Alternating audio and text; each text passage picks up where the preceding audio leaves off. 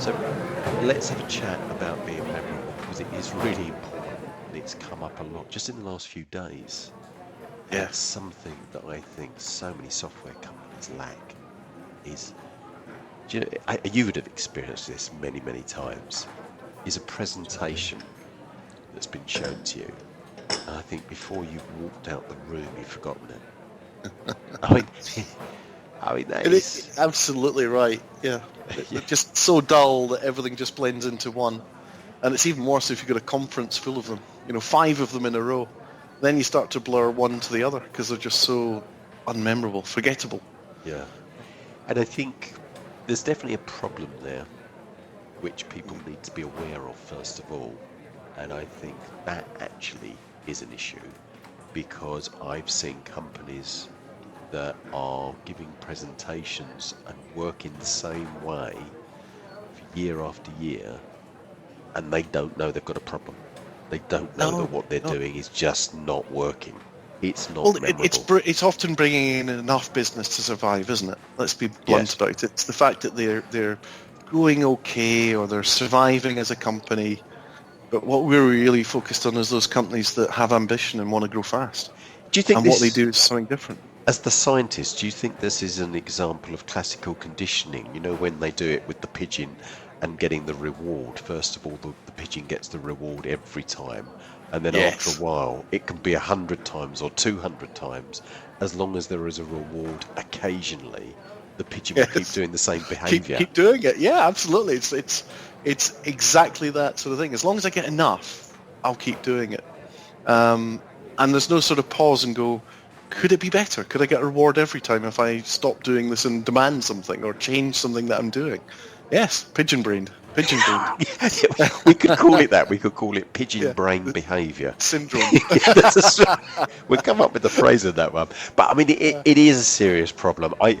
Many years ago, and this was at sort of the early stages of the internet, but it told me an important lesson was that I brought a consultant in from one of the big consultancies.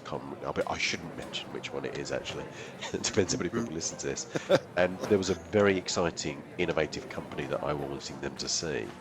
And he was supposed to be their expert in this area, and they gave him this presentation which was too techy and went on for too long. It was about 2.5, 3 hours with conversation. Whoa, 2.5, 3 hours. Oh, it did go on. But I mean, I was fascinated by it.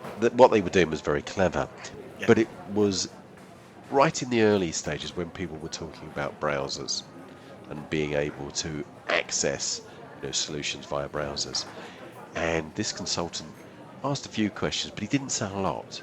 And on the way out, I walked out with him, and he said to me, "Mark, you see, I've got to ask you a question." He said, "What's a browser?" Oh God! And I thought, I mean, the level of understanding.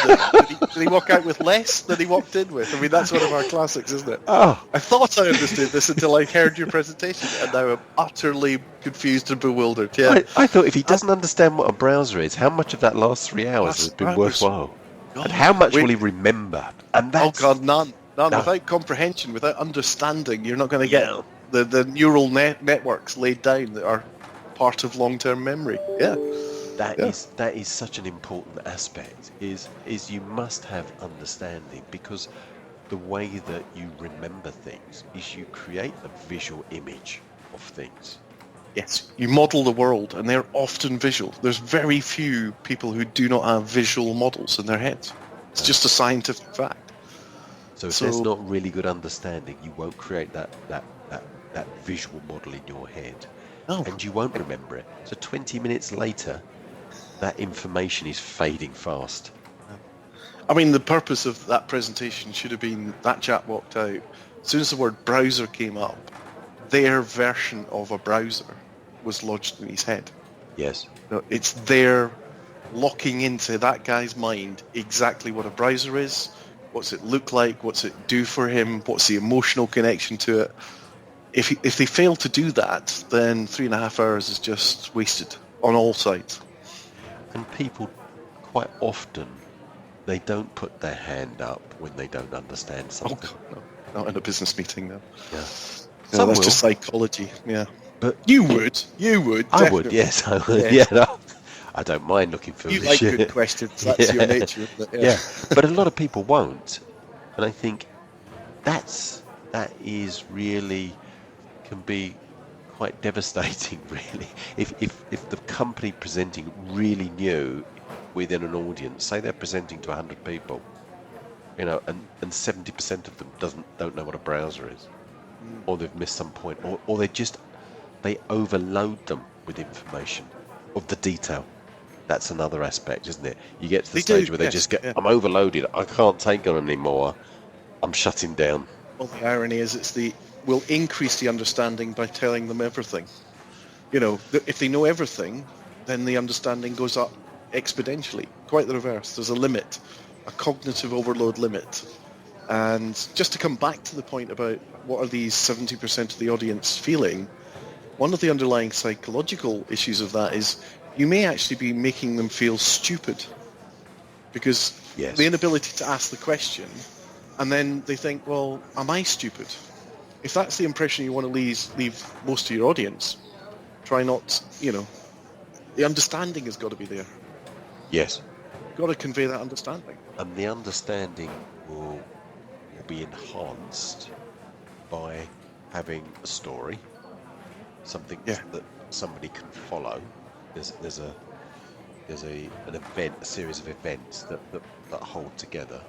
Yes. There's also, that will be enhanced by the visual imagery that you associate with the points, and also by using conversational English.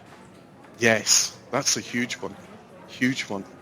Make the attempt. We often write business language, and then only when we explain it to a friend or a colleague does the actual better explanation drop out in the conversation. What do we mean by business language? Oh, it's the technical language, and it's the books that drive business initiatives, and it's the marketing language, best of breed, etc., etc.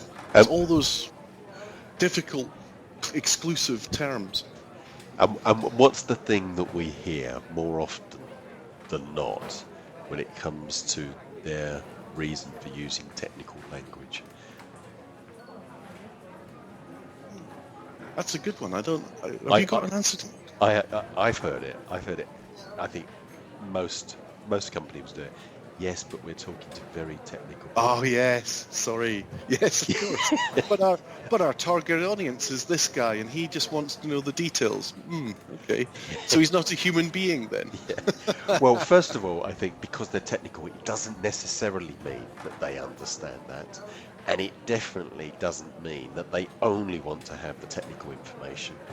And also, you don't want to give them that detailed information at the beginning of the conversation with the technical person, because you've got to give them the bigger context in which that Tell them your information. story. They'll thrive on that story. If you put it into context, connect to them as a human being, they'll love that. They'll see it for what it is. As long as it isn't all the marketing fluff and the best of breed and if you're having a conversation with them, they'll remember you for that. Those things that really do stick in our mind, the things that help our memory, is obviously, as we've said, it being visual, but also if that visual is in colour, if that visual is also moving, that can help. Yes, absolutely. And I think if you've not overloaded the person, I think if that new information can be attached to something that they already know, absolutely, or you give them the space so that they can overlay their future desired outcomes onto the canvas solution that you present to them. Yes, and you don't have to paint the complete picture. No. Let them fill the rest of the picture in. There is an answer to that. They'll feel more affinity to you because they'll assume you're painting the same picture as them, and that's powerful. That triggers very powerful, strong connections. What was that experiment that you were telling me about just recently that really changed a lot of people's thinking about the amount of information that can be retained? It's quite extraordinary, the power of the brain. Yes, it was. It was a scientific study where they showed 2,500 pictures to a bunch of candidates, and then only a few hours later asked them to select the one they'd seen from one they'd actually never seen in a few seconds. And literally they'd go through these 2,500 images, and it was a 92% accuracy. So in other words, you could pick the one that you'd seen from the one that you hadn't at 92% accuracy. Incredible. But that's because the visual processing and the memory centers around it is so powerful. It's one of the aspects of being a human being that's evolved over centuries, millennia, hundreds of thousands of years. So yes. We're a very visual animal. Absolutely, and that's been part of our survival mechanism, is to be Absolutely. able to recognise visual situations, for instance, a visual danger, in fractions of a second. Yes. The ability Absolutely. to do that with words is nowhere near as advanced. And I think Absolutely. that's what a lot of people forget. So much of the information I see from software companies is word-based with the word diagrams that I talk about, but also just clip art and stock imagery that doesn't really advance the story or helps to further communicate. It's used to prettify the page or break up the text. It is exactly that.